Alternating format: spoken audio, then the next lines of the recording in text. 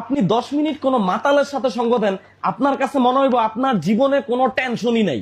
9 minute আপনি কোনো সাধু বা দানশীল ব্যক্তির সঙ্গ দেন, আপনার কাছে মনে হইব আপনার পৃথিবীর সবকিছু দান করে দেওয়া উচিত।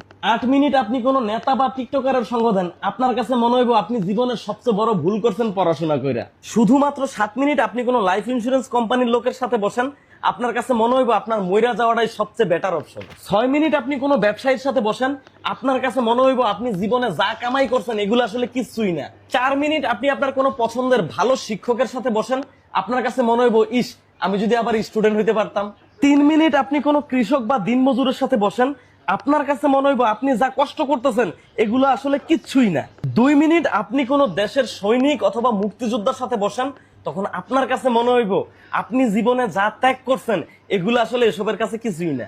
আর 1 মিনিট আপনি আপনার একজন ভালো বন্ধুর সাথে বসেন, আপনার কাছে আপনার জীবনটারে তখন জান্নাত মনে হইব। আর Likey